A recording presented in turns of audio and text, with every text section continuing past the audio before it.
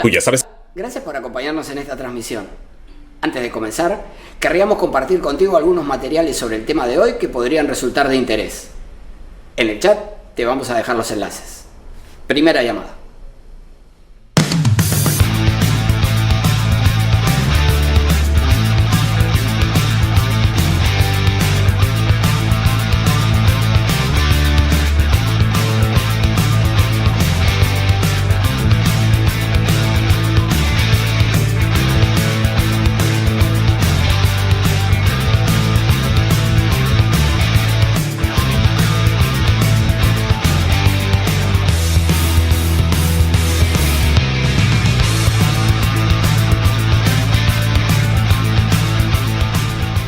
Ya estamos por comenzar la transmisión, pero antes quería pedirte que si te interesan nuestros contenidos, nos sigas en nuestras redes sociales. En el chat vas a encontrar los enlaces. Cuando regreses, estaremos comenzando. Segunda llamada.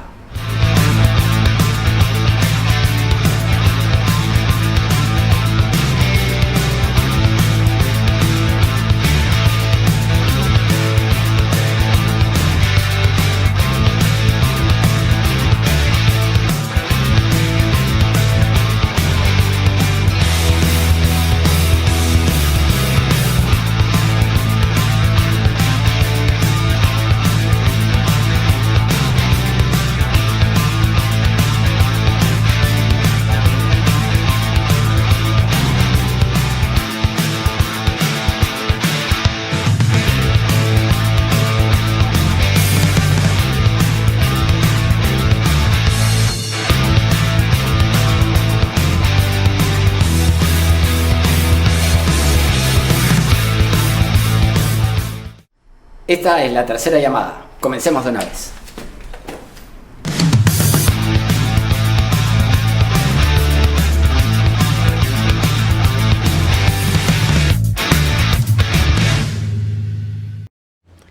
Hola, ¿qué tal? Muy buenas tardes, ¿cómo están ustedes? ¿Cómo les va? Comenzamos un nuevo programa de la segunda temporada de El Constitucional que se sigue transmitiendo, como siempre, a través de nuestra página de Facebook, Omar.Sar, por televisión abierta a través de Onda Digital, canal 18.4 en Lima, por Cable Más, canal 791 y a través de la plataforma de LP Pasión por el Derecho, que es una entidad de referencia jurídica y que brinda capacitación a miles de profesionales. El Constitucional es, como siempre decimos, un programa multimedia que se transmite por web, por redes sociales, por televisión abierta y también por cable. Pero atención ahora, porque hoy traemos una novedad. Como ya anunciamos en nuestra página de Facebook, Omar.Sar, vamos a compartir los materiales que utilizamos y que citamos durante el programa, los vamos a compartir con ustedes. Van a poder acceder directamente, mientras ven el programa, van a poder acceder al material que estamos citando. Fíjense, nuestro programa les va a mostrar el código QR. Es como un dibujito lleno de puntos y cuadritos. Si ustedes apuntan ese código con la cámara de su celular, les va a traer la posibilidad de acceder directamente a la página web que respalda el contenido de ese código. Por ejemplo, hoy vamos a mencionar el caso Lut. El caso Lut es un caso muy famoso resuelto por el Tribunal Constitucional alemán. Y te vamos a poner en pantalla el otro lado, código QR, ¿correcto? Si tú le tomas una imagen a este código QR, ese te va a conducir al enlace de la sentencia, al resumen de la sentencia del Tribunal Constitucional Federal Alemán, ¿correcto? Si no logras captar luego, en el mismo momento en el que lo estamos poniendo en línea, porque en algún momento lo vamos a quitar, luego puedes volver al video y finalmente escanearlo y acceder finalmente al documento. Pero siempre va a quedar en el video el acceso a las fuentes para que tú puedas consultar directamente aquellas sentencias, aquellos materiales, aquellos mapas mentales, aquellos documentos que compartamos el enlace, vas a poder acceder directamente. Así que Es un programa multimedia y además interactivo. ¿Para qué quieres más? Les vamos a pedir, como siempre, que nos dejen su like en esta transmisión, que se incorporen como colaboradores de nuestra página de Facebook. Esto nos ayuda a llegar a más público para transmitir nuestro mensaje constitucional. Somos una suerte de iglesia constitucional. Luego de nuestra presentación sobre la procedencia del habeas corpus y del proceso de amparo contra resoluciones judiciales, vamos a entrevistar a la doctora Karina Apaza, que es jueza constitucional de Arequipa y que tiene bajo su responsabilidad el trámite de estos procesos, y vamos a conversar algunos aspectos cruciales del asunto. Comencemos. Vamos a iniciar preguntándonos si deben admitirse el amparo o el habeas corpus contra resoluciones judiciales. Y digo esto porque, en principio, todos los jueces son garantes de la supremacía normativa de la Constitución y, en consecuencia, cualquier decisión que adopten en todo tipo de procesos, como dice el artículo 138 de la Constitución, debería resolver la controversia con respeto de los derechos fundamentales, porque de hecho tienen además la herramienta del control difuso. Pueden inaplicar una norma que resulte contraria a la Constitución. Partamos por analizar el mandato constitucional en relación con la procedencia de estos procesos. El artículo 200 de la Constitución establece que son garantías constitucionales, en primer lugar, la acción de habeas corpus que procede ante el hecho u omisión por parte de cualquier autoridad. Acá ya tenemos hechos u omisiones, resolución, emitida por cualquier autoridad, jueces, funcionario o persona, que vulnera o amenaza la libertad individual. En consecuencia, la procedencia del habeas corpus ya vamos viendo que tiene estos tres requisitos, ¿correcto? Que haya una resolución, sería el hecho, y el acto de autoridad expedido por el juez, y además debe vulnerar o amenazar la libertad individual o los derechos conexos con esta en los términos que desarrolla a título enunciativo el Código Procesal Constitucional. El amparo está regulado de un modo semejante en el inciso siguiente, en el inciso segundo del mismo artículo 200 de la Constitución, y se incluye implícitamente a los jueces cuando sus resoluciones incurran en el supuesto constitucional de vulneración o amenaza de los demás derechos fundamentales. Ahora bien, en la regulación del amparo, en el mismo inciso segundo, se añade un segundo párrafo que dice lo siguiente: no procede, se refiere al amparo claramente, no procede contra normas legales, eso ya lo hemos tratado en un programa previo de El Constitucional, ni contra resoluciones judiciales. Pero en este caso añade emanadas de procedimiento regular. En el amparo, a diferencia de lo que sucede en el habeas corpus, existe expresa referencia a que la demanda en principio no procede salvo que no emane de proceso regular. Naturalmente, si la regulación constitucional es la de que el amparo no procede contra resoluciones que emanen de proceso regular, esto admite una interpretación a contrario. Esto es decir, si el proceso no es regular, entonces, si invertimos el término de la primera parte de la proposición, el término no es regular, invertimos también el término de la segunda proposición. En consecuencia, debería admitirse, ya no será improcedente. Debería admitirse la procedencia de la demanda, en consecuencia, cuando el procedimiento no sea regular. En el célebre caso Lut, resuelto por el Tribunal Constitucional Federal Alemán, se sostuvo que, presten atención, el juez civil puede violar con su sentencia derechos fundamentales cuando desconoce los efectos de los derechos fundamentales en el derecho civil. El Tribunal Constitucional Federal examina las sentencias de los tribunales solo por violaciones a los derechos fundamentales, pero no de manera general por errores de derecho. ¿Correcto? Entonces, fíjense, el Tribunal Federal Alemán está admitiendo la procedencia excepcional del amparo contra la resolución judicial, pero no para resolver la misma materia que se planteó en la instancia ordinaria, sino como una forma de control que en nuestros términos sería de regularidad. Y luego vamos a ver cómo lo ha procesado esto mismo el Tribunal Constitucional peruano. Evidentemente, el núcleo del problema de la procedencia del amparo contra resoluciones judiciales reside en qué entendemos por regularidad, ¿correcto? Entonces, procede contra resoluciones que manden de proceso regular. Aquí el núcleo del asunto será cuándo podemos hablar de regularidad. Ahora bien, hablamos de regularidad solo cuando se tutela el debido proceso, cuando se trata de una discusión planteada en términos relacionados con el debido proceso y la tutela procesal, o se extiende a otros derechos fundamentales. En el expediente 3179-2004, amparo, proceso de amparo, el muy conocido caso Apolonia Colca, el Tribunal Constitucional del Perú dejó resuelto que condicionar la procedencia de la demanda de amparo a la vulneración del debido proceso o la tutela procesal no concilia con el diseño constitucional.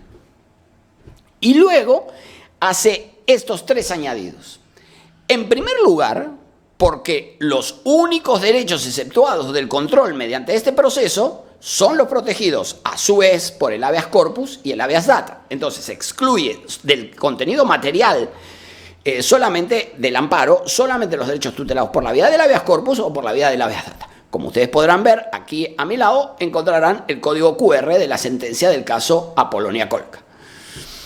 En segundo lugar, porque es inadmisible desde un punto de vista constitucional que se pueda sostener que una resolución judicial devenga de un proceso irregular solo cuando afecte el derecho a la tutela procesal y que tal irregularidad no acontezca cuando ésta afecta otros derechos fundamentales.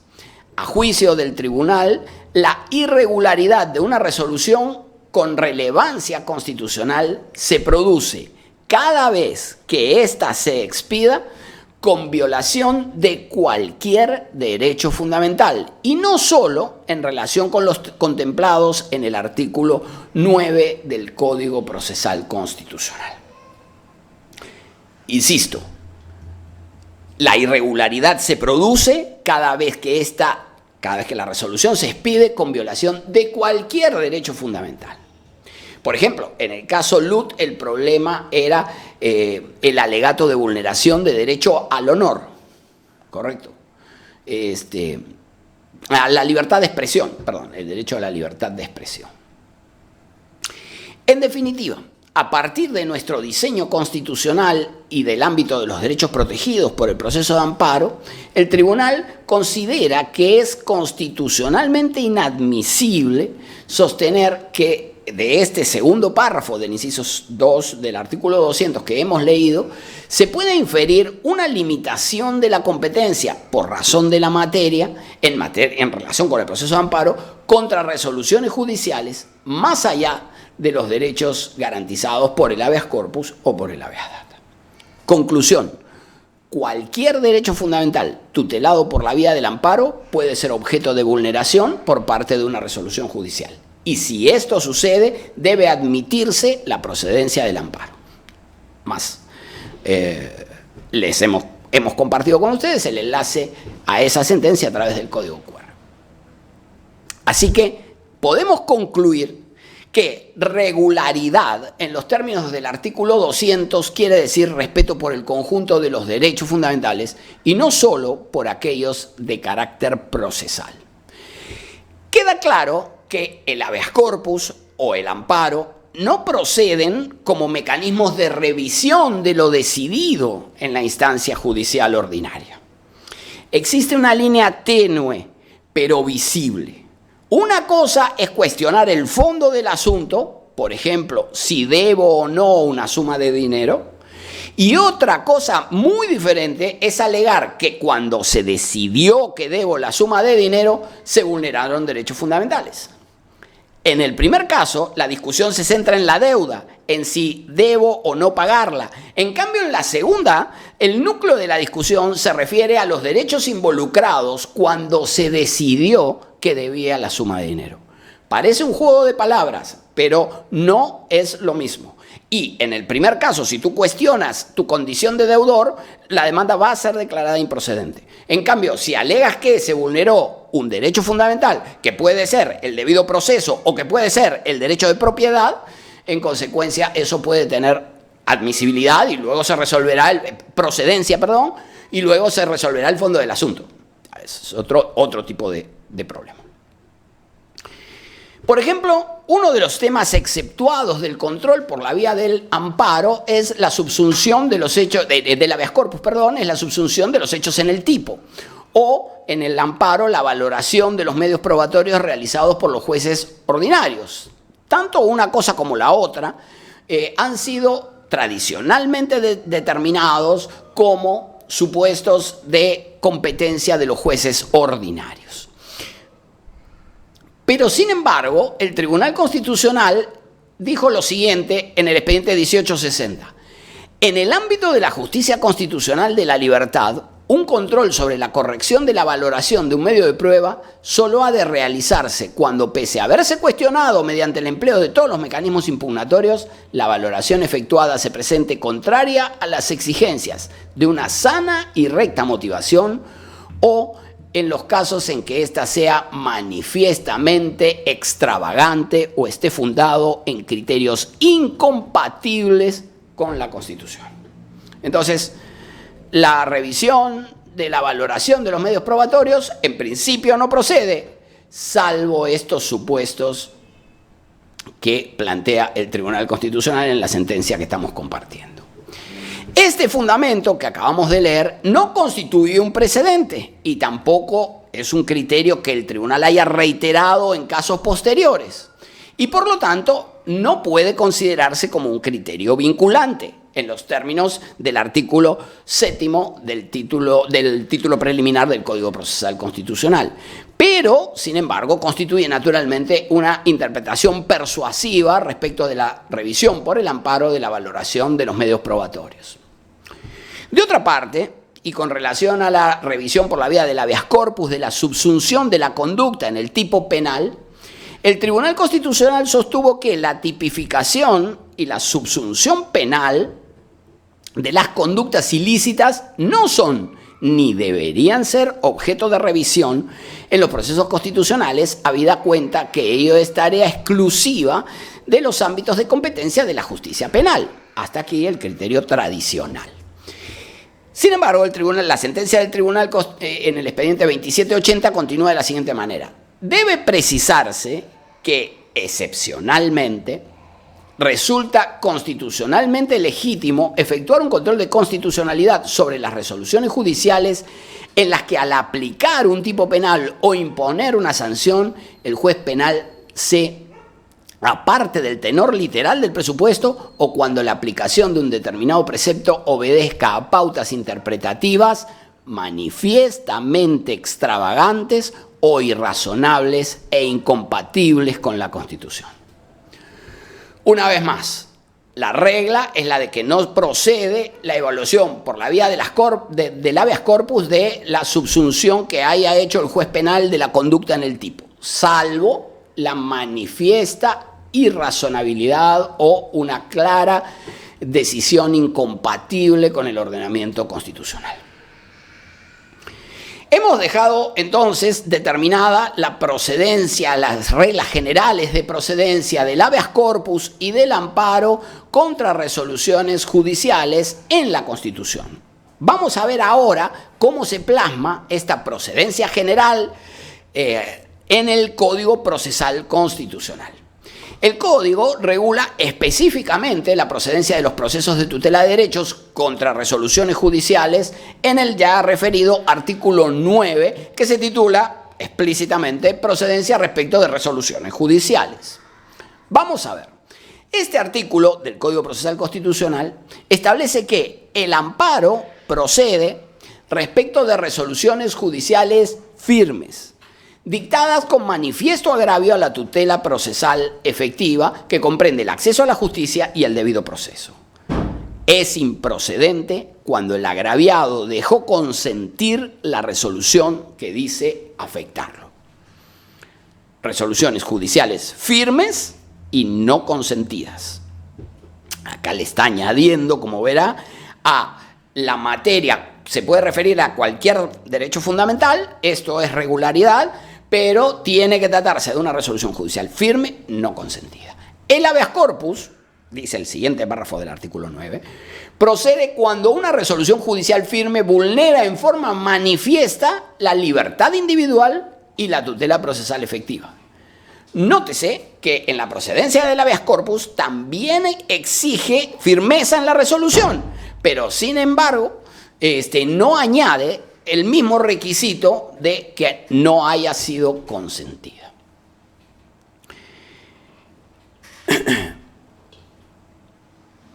El Código Procesal Constitucional parece referirse a la interpretación tradicional en el sentido de que toda demanda contra resolución judicial se debe a, y solo puede admitirse el alegato de vulneración de un derecho de carácter procesal, exclusivamente vulneración del debido proceso o algún contenido conexo con este. No se entiende por tutela procesal efectiva aquella situación jurídica de una persona en la que se respetan de modo enunciativo sus derechos de acceso, a probar, a la defensa, etc. Esto es lo que entendemos por tutela procesal efectiva.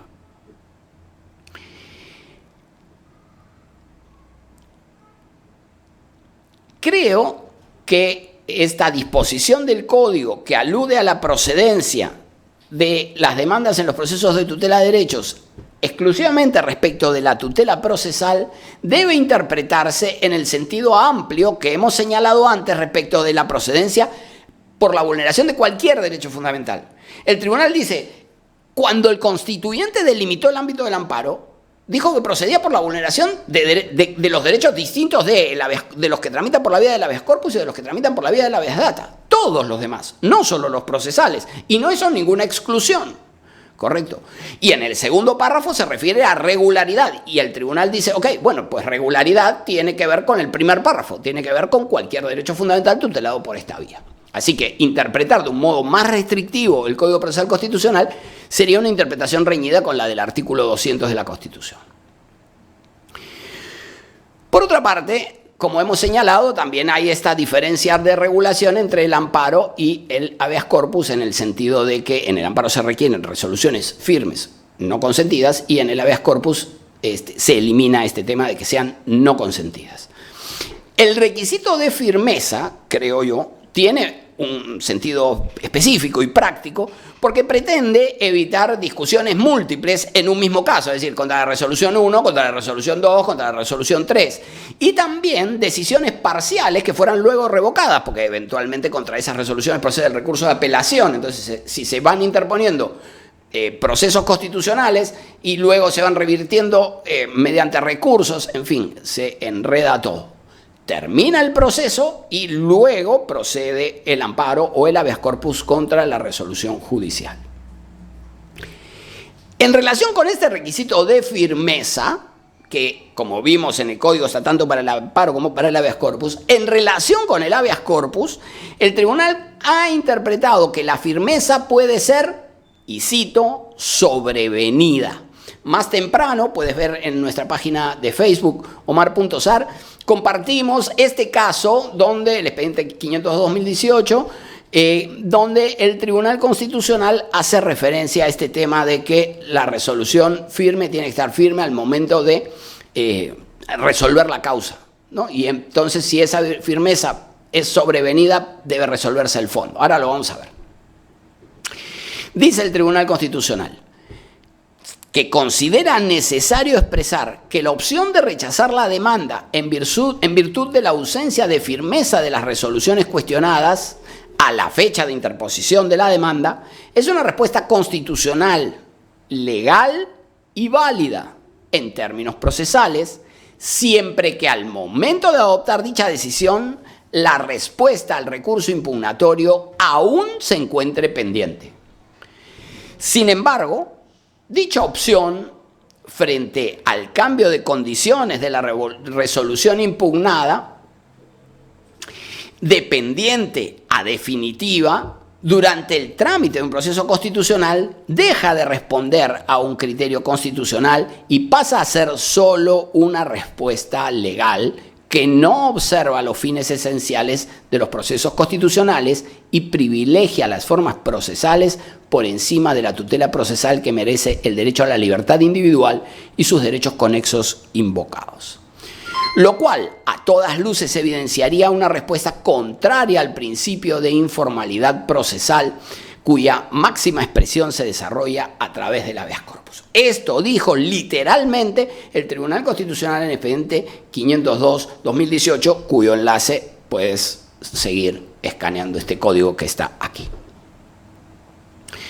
Por otra parte, cabría discutir firmeza en qué sentido. A ver, ¿se refiere solo a la interposición formal de los recursos procesales, independientemente de cuál haya sido el fundamento del recurso? ¿O por el contrario, se refiere a haber planteado en el debate ordinario la presunta vulneración del derecho fundamental que se alega más tarde por la vía del proceso constitucional? Les doy un ejemplo. Si la parte apeló en el proceso ordinario porque cuestionaba la incorporación de un documento o una firma, y esto en la apelación del proceso ordinario es perfectamente válido y posible, ¿puede luego plantear el amparo por la vulneración de un derecho no alegado en aquel recurso? Como digamos, por ejemplo, el derecho de defensa porque no se le notificó una resolución distinta. ¿O existe un deber de congruencia y solo se puede discutir por la vía de los procesos constitucionales aquello que se planteó en los recursos procesales? Lo que suele suceder es que contra las sentencias se invocan vulneraciones procesales ocurridas durante el trámite, pero que nunca fueron invocadas en los recursos interpuestos en el proceso ordinario, y esto da lugar a que pueda interpretarse que la demanda en ese caso resulta improcedente. Este es un caso en el que no existe una solución clara y uniforme por parte de la justicia constitucional, pero en todo caso es importante que, así como todos los jueces son jueces constitucionales, todos los abogados tengan preparación en materia constitucional e incluyan en sus recursos, además de los temas ordinarios, la firma, la deuda, etcétera, la vulneración de los derechos que se produzcan o que pudieran haberse producido, de modo que este no sea un planteo nuevo a la hora de interponer una demanda de amparo o de habeas corpus si es que la alegada vulneración no hubiese sido atendida. Por último, señalaremos que la procedencia del amparo contra resolución judicial tiene una nueva regla de competencia en el Código Procesal Constitucional vigente. Efectivamente, el artículo 42 establece que si la afectación de derechos se origina en una resolución judicial, la demanda de amparo se interpone ante la Sala Constitucional o, si no lo hubiere, ante la Sala Civil de turno de la Corte Superior de Justicia respectiva. Y la Sala Constitucional y Social de la Corte Suprema es competente para resolver en segundo grado. Si la sentencia es desestimatoria, naturalmente, el agraviado puede interponer el recurso de agravio constitucional en el plazo de ley. Entonces, ojo, a partir de la vigencia del Código, el amparo contra resoluciones judiciales ya no se interpone directamente ante el juez especializado, sino ante la Sala Superior. El recurso de apelación se interpone ante la Sala Superior y será resuelto en última instancia por la Corte Suprema. Si la resolución suprema es denegatoria o estimatoria en alguno de los supuestos excepcionales desarrollados por la jurisprudencia del Tribunal Constitucional, procederá el recurso de agravio constitucional. La demanda de habeas corpus, en cambio, contra resolución judicial, se interpone ante el juez constitucional o ante los jueces de investigación preparatoria en aquellas cortes superiores donde no exista especialidad en materia constitucional. Por otro lado, el plazo para interponer la demanda de amparo contra resolución judicial sigue siendo, como en el Código derogado, de 30 días. Pero ahora el cómputo de dicho plazo se inicia con la notificación de la resolución que tiene la condición de firme. Ya no hay que esperar, ya no se puede esperar a que baje, que se cumpla lo decidido, nada. Desde que se notifica la resolución, 30 días, punto. Esa es la regla vigente sobre la procedencia del amparo contra resolución judicial. Naturalmente que este plazo del 7.7 no aplica, desarrollado en el artículo 42, no aplica el proceso de habeas corpus, porque la demanda de habeas corpus no prescribe, puede ser presentada en cualquier momento. Así que hemos visto la competencia, los derechos fundamentales que pueden ser alegados, algunas situaciones particulares, la competencia de los jueces y el plazo para interponer la demanda, siempre referido a los procesos de amparo y de habeas corpus contra resolución judicial. Lo vamos a dejar aquí y después de la pausa vamos a conversar con la doctora Karina Apaza, que es jueza constitucional de Arequipa, y nos va a ayudar a esclarecer un poco este panorama. Ya regresamos.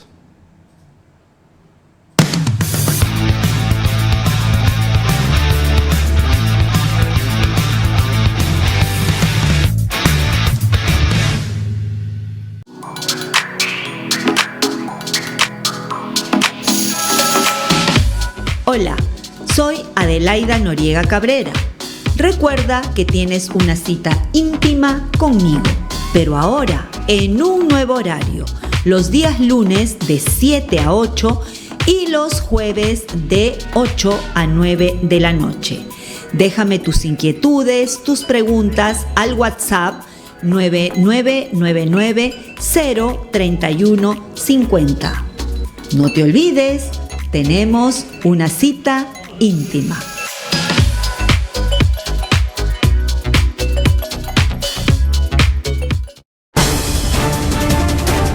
Todos los miércoles a las 9 de la noche los espero en Lapsus por Onda Digital Perú para que sepas la verdad, para que te enteres lo que realmente debes saber y para que no te dejes engañar por otros que siempre mienten o engañan a la población.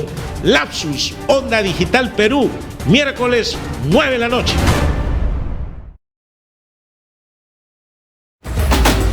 ¿Buscas nuevas ideas para fortalecer tu negocio? Aquí en Onda Digital 18.4 y también por Cable Más tenemos Persevera Empresarial, un programa con ideas, consejos y sugerencias para ti y tu empresa. No te lo pierdas, martes 9 de la noche, Onda Digital 18.4. Te invitamos.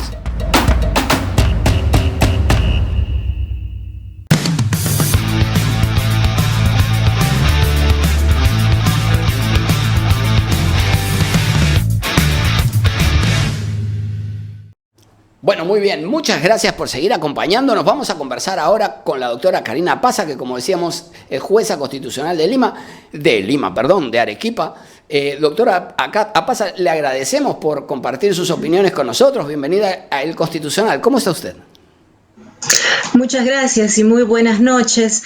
Realmente muy complacida por participar de este gran espacio multimedia y además sorprendida por la cantidad de seguidores. Muchas felicitaciones, ¿no? Bueno, muchísimas gracias. Estamos haciendo un esfuerzo semanal de brindar contenido y análisis constitucional e intentamos conversar con especialistas como usted. Queríamos comenzar preguntándole cuáles son los retos que enfrentan los jueces constitucionales, particularmente a partir de la vigencia del Código Procesal Constitucional. Es una pregunta importantísima y muy complicada porque, y qué bueno, ¿no? Que se tenga que conversar esto con los que estamos en la práctica de la justicia constitucional. A partir de julio del año 2021, que se incorpora un nuevo modelo, un nuevo código procesal constitucional, los jueces constitucionales seguimos siendo el mismo número a nivel nacional, 11 jueces constitucionales en Lima y un solo juez constitucional en Arequipa. No tenemos más en todo el Perú. Es decir, trabajamos con un sistema operativo que no sigue el ritmo del nuevo Código Procesal Constitucional. Nosotros advertimos como una gran novedad y además importante la incorporación de la oralidad en el proceso constitucional. que por cierto, le cuento, nosotros la incorporamos en Arequipa desde septiembre del año 2020, con los recursos que teníamos, porque tampoco nos incorporaron personal, ni nos dieron ningún tipo de apoyo, porque nunca hay presupuesto, pero con el personal que tenemos lo incorporamos porque nos parecía una forma, la única que ya nos quedaba para afrontar esta crisis respecto a la dilación en el trámite de los procesos constitucionales. Pero ahora con la incorporación de competencia en procesos de habeas corpus, la imposibilidad de declarar improcedencias liminares, la carga procesal en los juzgados constitucionales ha crecido de manera exponencial. De tal forma que, con la misma cantidad de juzgados constitucionales, es casi materialmente imposible, por más esfuerzos que tenemos, por más jornadas extra largas que tenemos que afrontar en días laborales, no laborales, feriados, es realmente poco probable mantener satisfecha la demanda de la justicia constitucional. Entonces, a ver, querría explicarle a quienes nos están viendo la magnitud del problema que la doctora Pasa describe. Hay un único juez constitucional para toda la Corte Superior de Justicia de Arequipa, para toda la Corte, no para la ciudad, para toda la Corte Superior de Arequipa. Un único juez constitucional que tiene todos los amparos y además de tener todos los amparos tiene todos los habeas corpus, con lo que implica del deber de constituirse en el lugar de la detención arbitraria, de corregir las condiciones de la detención cuando hubiere tratos crueles, inhumanos, degradantes, torturas, tiene deberes y responsabilidad de atender esos casos, que naturalmente son casos que exigen una tutela de urgencia. Todos los procesos constitucionales le exigen, pero los de la libertad juegan un papel crucial. Y si a un solo juez le vamos a pedir que atienda todos los casos de Arequipa, la situación es verdaderamente crítica, no hace falta mucha explicación adicional. Una consulta, doctora. ¿Qué pasó con las experiencias de los juzgados que hubo en Ayacucho, en el Cusco? Hubo salas en La Libertad, en Lambayeque. ¿Fueron desapareciendo estos órganos jurisdiccionales? ¿Por qué hemos ido a la desespecialización, digamos? Sí, resulta curioso, ¿no? Porque al principio, digamos en el 2004, cuando se crea el código, el antiguo ya Código Procesal Constitucional, se tenía, o se creía al menos, que teníamos la tendencia a la especialización, por lo menos en procesos de amparo, habeas data y cumplimiento, que también conocemos nosotros, o sea, conocemos habeas corpus, amparo, habeas data y cumplimiento, todos los procesos constitucionales. Entonces se fueron creando poco a poco en Arequipa, como bien dicen, Ayacucho, Cusco, La Libertad, pero con el tiempo se generaron informes entre comillas técnicos, en el sentido de que no era necesario, que había más demanda en el área comercial, en el área civil, y en realidad se fueron eliminando los juzgados constitucionales.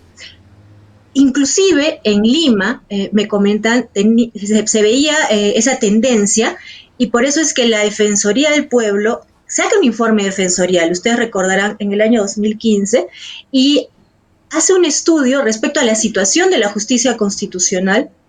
Todavía no se había instalado en Arequipa el juzgado constitucional, solo atiende la situación de Lima, y ya desde antes que tengamos toda esa competencia, incluido habeas corpus, ya se había establecido una situación crítica, ¿no? Entonces, a la pregunta que se me hacía, ¿no? Los retos que tenemos que afrontar los jueces constitucionales.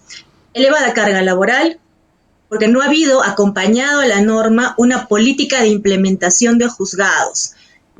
Ya tenemos 10 meses de promulgado, de vigencia del nuevo Código Procesal Constitucional y todavía las cosas no han cambiado. Entonces exige una llamada de atención para que nos pongamos desde todas las áreas que nos convocan con el mismo interés por la justicia constitucional, recordando el artículo 25 de la Convención Americana de Derechos Humanos nos dice que toda persona tiene derecho a un recurso sencillo, rápido, eficaz, en defensa de los derechos fundamentales. ¿Y qué conocemos los jueces constitucionales? La protección de derechos constitucionales, que en suma son derechos fundamentales. Pero además de la carga procesal, nosotros tenemos que afrontar otra problemática que también es un reto, que tenemos una herramienta procesal, un nuevo Código Procesal Constitucional que tiene deficiencias. Y sobre todo en el tema que nos convoca hoy, amparo en contra de resoluciones judiciales. Hay una gran deficiencia que nosotros hemos encontrado, por ejemplo, y que nos ha obligado a aplicar control difuso. Pues el nuevo Código Procesal Constitucional, sorprendentemente, contiene una norma para nosotros que vulnera derecho constitucional. ¿Por qué? Porque se considera que no es necesario en procesos de amparo en contra de resoluciones judiciales, bueno, y también en procesos de habeas corpus en contra de resoluciones judiciales, no es necesario notificar al demandado juez. Y esto es una clara vulneración al derecho de defensa. Al respecto diré que el Tribunal Constitucional, en una sentencia que, insisto, no tiene carácter de precedente, que no ha sentado jurisprudencia constitucional, pero sin embargo el tribunal ha dicho ya que este segundo párrafo que establece que no se debe notificar a las resoluciones a los jueces demandados, resultaba que establece el segundo párrafo del artículo 5 del Código Procesal Constitucional, ya ejerció el control difuso al respecto, dijo es contrario a la Constitución, vulnera el derecho de defensa del funcionario. Así es, sí, el Tribunal Constitucional también se ha pronunciado en ese sentido, aunque me parece, no lo ha hecho de manera totalmente directa, porque simplemente hace referencia en el sentido que al poderse vulnerar el derecho de defensa, entonces es mejor que notifiquemos a los demandados. Me parece que debió ser un poco más enérgico porque allí hay una clara vulneración al derecho de defensa, pero sí lo ha tomado en cuenta. Claro, y ahí hay un criterio persuasivo. Insisto, no es una jurisprudencia vinculante, pero tiene usted una interpretación persuasiva del órgano de control de la Constitución. Y por otro lado, claro sí, en relación con el rechazo liminar, porque la prohibición de rechazo liminar supone correr el momento en el que se evalúa la procedencia de la demanda. Y una muy importante parte de las demandas, también en el ámbito de las demandas de amparo y habeas corpus contra la resolución judicial, son improcedentes. Entonces, digamos, el efecto del código es retrasar la evaluación de la procedencia. Retrasar la evaluación de la procedencia supone admitir todas las causas y fijar vista en todas las causas. ¿Correcto? En la Corte de la Libertad, un juzgado civil ha inaplicado esta disposición del artículo 6, 1, y 2, nosotros hemos escrito un artículo que publicamos en Gaceta Constitucional diciendo las demandas triviales también deberían ser declaradas improcedentes de plano, ejerciendo el control difuso.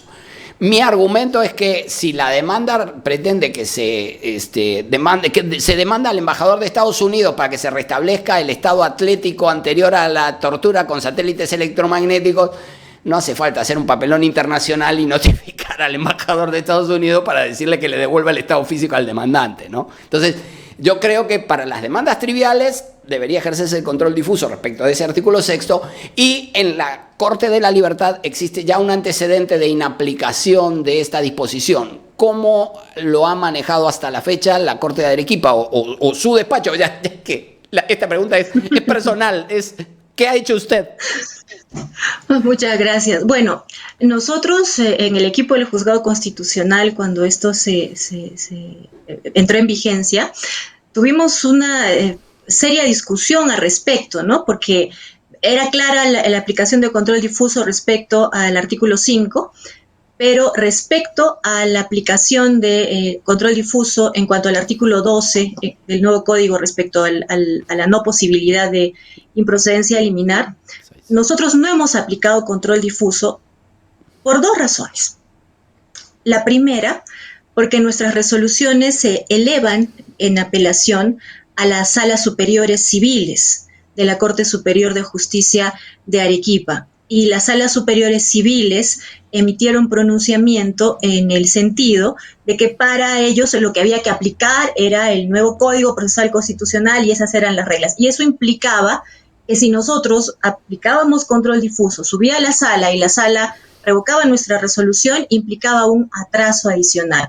Y en segundo lugar, porque la vulneración a derecho constitucional, a la tutela procesal efectiva, a la independencia judicial, no aparece clara como para darle la fuerza necesaria, en nuestro caso, para aplicar el control difuso. Entonces, lo que nosotros hemos hecho es lo siguiente. Una vez que ingresa una demanda de proceso de amparo o de habeas corpus en contra de resolución judicial, lo que nosotros verificamos es, al calificar, sabemos que la vamos a tener que admitir porque, bueno, son las reglas que ha impuesto el nuevo código, pero sí hacemos una calificación respecto a si merece una audiencia de fondo o si es que vamos a aplicar la facultad de sentencia improcedente que nos permite el artículo 12 del nuevo Código Procesal. No, claro, es que el código no es que ya no hay improcedencia de la demanda, por supuesto que sigue existiendo, solo que el momento de la evaluación de procedencia se corrió hacia el momento posterior a la contestación de la demanda. Digamos, el Poder Judicial la tiene difícil porque admite todas, pero si hay alguien que la tiene sobre todo difícil son las procuradurías del Poder Judicial, que ahora tienen que contestar todas y cada una de las demandas que se dirijan contra una resolución judicial. Antes, claro, contestaban las admitidas, y eso era una proporción relativamente menor. Ahora tienen que contestar el 100%. La Procuraduría sí que ha recibido un impacto muy fuerte. Yo estoy muy de acuerdo con usted en que resulta discutible. Las decisiones poco inteligentes del legislador no hace que esas decisiones sean contrarias a la Constitución. Es decir, no existe una relación necesaria entre lo que es poco útil, poco inteligente, que no ayuda. En eso estoy completamente de acuerdo que el artículo 6º incurre en esto, pero eso no lo torna inconstitucional, ¿no? Entonces, sí, finalmente... Sí, finalmente como que estas más o menos son las reglas. Y nosotros lo que hacemos, como le digo, es admitida la trámite de la demanda, verificamos y hacemos un control de calificación previo, porque aun cuando contesten todas las procuradurías o todos los abogados de la defensa, si la demanda se presentó fuera del plazo, va a ser improcedente siempre, ¿verdad? Si la demanda hay una vía igualmente satisfactoria en términos del precedente del Gorríos, igual va a tener que ser declarada improcedente. Si, por ejemplo, hay cosa juzgada, igual va a tener que ser declarada improcedente. Entonces, en esos casos que son evidentes, lo que nosotros hacemos son señalamiento de audiencias maratón, porque imagínense, el nuevo código establece que tenemos que hacer entre el admisorio de la demanda y la audiencia 30 días. Y con la cantidad de procesos que ingresan, si pusiéramos audiencias con hora y media en todos los casos, ya estaríamos en el 2027. Entonces lo que hacemos es evidente, ¿no? Entonces lo que hacemos es lo siguiente. En las que ya sabemos que van a ser improcedentes, nosotros manejamos audiencias maratón de cada 15 minutos. Y eso nos permite manejar nuestra agenda para declarar la improcedencia, ¿no? Entonces, y es más, esas audiencias de cada 15 minutos son las que probablemente no se van a realizar porque una vez notificada la demanda y transcurrió el plazo para contestar, antes de que sea la audiencia, notificamos la sentencia improcedente. Entonces es la única forma que hemos nosotros tenido que optar para poder manejar, ¿no? Aunque ya resulte inmanejable la carga. Ya estamos a 10 meses del nuevo código con agenda que sobrepasa los 30 días, ¿no? Claro. Incluso, ¿no? En Lima, que están mucho más, porque creo que ellos están fijando audiencias para septiembre.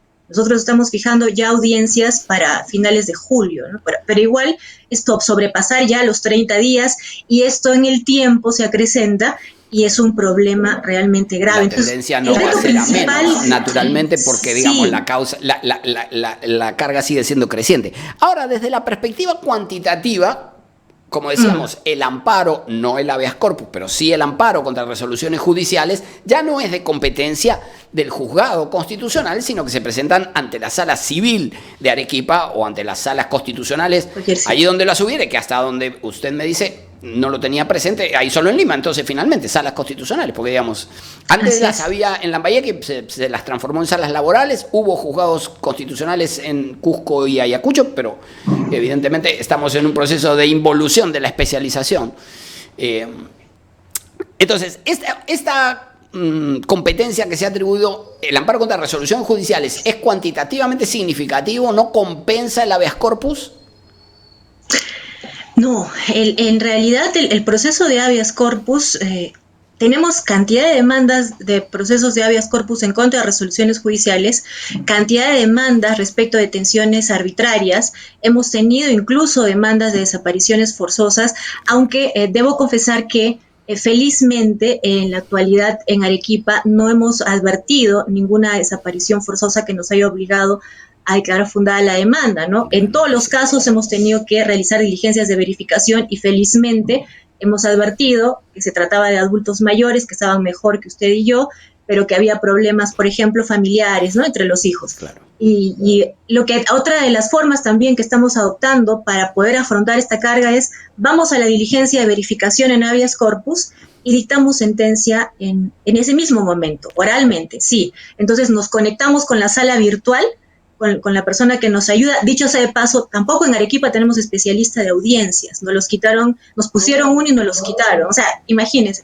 Pero felizmente lo que sí tenemos es el apoyo. Trabajamos con personas jóvenes y realmente estas personas jóvenes son muy comprometidas con la justicia constitucional, muy sacrificadas, y entonces una persona que ni siquiera tiene el perfil de especialista legal nos viene apoyando en las audiencias porque tiene la profesión de abogada y tiene además toda la capacidad necesaria. Entonces lo que hacemos es que nos ayuden audiencias y trabajamos con el especialista legal para la firma de resoluciones. Nos conectamos vía virtual, habilitamos sala para que se grabe todo lo que decimos y luego se transcriba ya en el documento que es la sentencia. Nosotros hemos decidido, por ejemplo, a diferencia de lo que es la reforma procesal penal, que ellos graban todo en audio y hay resoluciones que no las transcriben en su integridad, porque sostienen que la oralidad así debe manejarse. Nosotros no hemos decidido que no se transcriban las resoluciones. Todas nuestras resoluciones se transcriben. ¿Por qué? Porque el artículo 139, numeral 5, establece como principio y garantía de la función jurisdiccional la motivación escrita de resoluciones judiciales. Entonces creemos que como juzgado constitucional, aún con el esfuerzo que ello implica, tenemos que cumplir lo que exige la Constitución. Y además, ¿no? Más allá de darle al justiciable las razones por las cuales los jueces deciden, porque no basta con decirle tiene razón o no tiene razón, eso es indispensable hacerlo, pero digamos, hay que dar cuenta de las razones que justifican las decisiones, ¿no? Es decir, lo otro es la arbitrariedad, de sí porque yo digo, no porque yo digo, adiós, no puede suceder. Así es. No, cuando dictamos la sentencia oral, o sea, dictamos la sentencia con todos sus fundamentos, ¿no? O sea, al menos en habeas corpus, en las diligencias de verificación, hablamos de los fundamentos de derecho, los fundamentos de hechos. Es decir, supera en el sentido de que supera lo ordinario, digamos. Claro, en plena verificación. ¿Por qué? Porque es tanta la carga que cuando advertimos que hay una situación de suma urgencia, que necesita una decisión, entonces no tenemos otra alternativa que dictarla, porque sabemos que si no lo dictamos hoy, mañana se nos vienen todas las audiencias del día y es probable que esta sentencia que debió dictarse ya, porque hay urgencia, no se dicte, ¿no? Entonces hemos tenido que inventar formas para afrontar esta carga, pero sí, y ese es el reto, ¿no? El reto es cómo podemos hacer como jueces constitucionales para cumplir el artículo 1 del nuevo Código Procesal Constitucional y defender los derechos constitucionales pese a todas las adversidades y obstáculos que enfrentamos. En un país donde parece que la justicia constitucional no es la prioridad. Bueno, si usted tiene un único... mire, yo puedo hacer muchos discursos sobre mis prioridades y cuáles son mis prioridades y la importancia que le asigno a la educación, pero si a estudiar le dedico 5 minutos, es evidente que mucha prioridad no le doy. Entonces, sí, la prioridad es que los jueces constitucionales resuelvan eficientemente, pero si tengo un único juzgado constitucional para Arequipa, mis decisiones hablan por mí, ¿no? Entonces, claramente se requiere que el Poder Judicial adopte medidas frente a una realidad que es la vigencia de una nueva regulación procesal, ¿correcto? Y es una realidad que los jueces no pueden cambiar, no depende de sus decisiones, se encuentra fuera de su ámbito de competencia, los jueces tienen que resolver las controversias y tienen una serie de deberes que las leyes procesales le imponen, ¿correcto? En consecuencia, requieren el auxilio de la institucional del Poder Judicial. Una última pregunta, doctora, en relación con el amparo y el habeas corpus contra la resolución judicial, que en cuanto al amparo ya no son de competencia de su juzgado y en el habeas corpus todavía. ¿Cuál es su experiencia en relación con el amparo contra resoluciones judiciales? ¿Hay una importante cuota de improcedencia por un lado y de demandas maliciosas que persiguen demorar la ejecución de resoluciones ordinarias? ¿Cuál es la proporción? ¿Cuál es su percepción general, aun cuando no sea una estadística propiamente, ¿no? Claro. Bueno, nosotros más o menos reflexionando sobre esto y tratando de sacar un porcentaje, al menos de lo que tenemos en Arequipa, el 90% de demandas en contra de resoluciones judiciales, habeas corpus y amparo, se declaran improcedentes.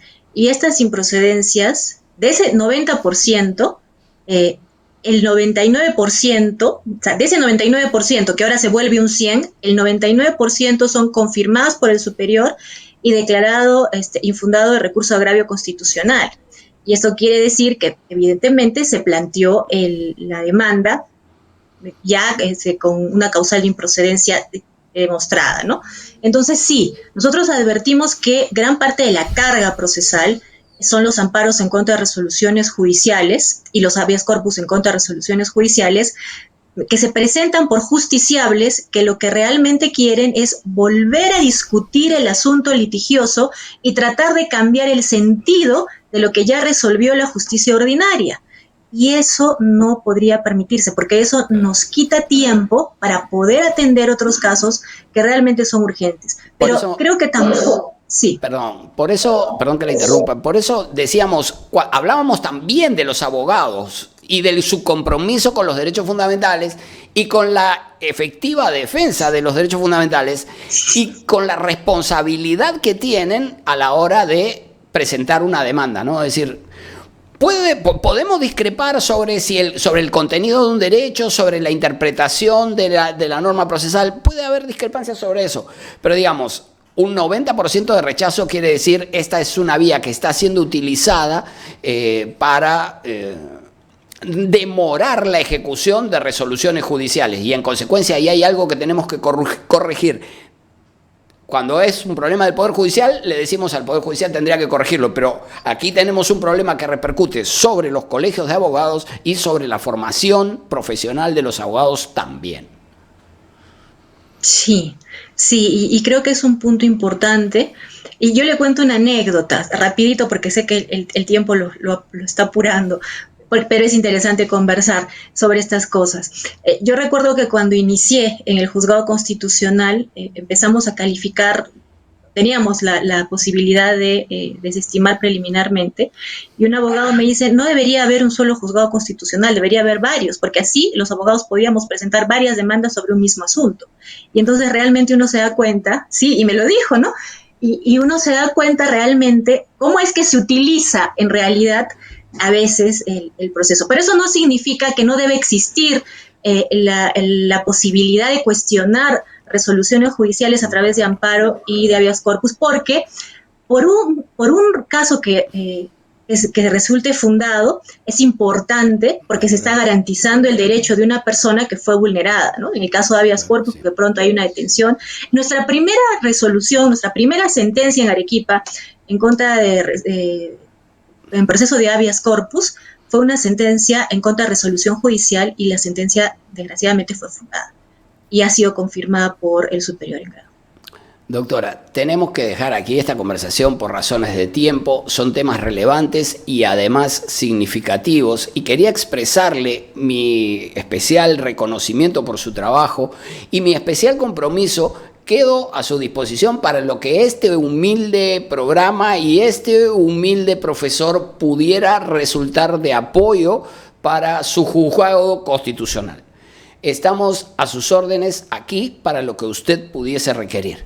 No es mucho lo que le podremos aportar, pero lo que sea que fuere que estuviera a nuestro alcance, si dar clases se trata, clase haremos, si de debatir sobre los temas procesales, naturalmente no podemos intervenir en las causas, ni es la pretensión, pero digamos, todo el apoyo que podamos darle difundiendo la jurisprudencia o brindando nuestro análisis, cuente con ello.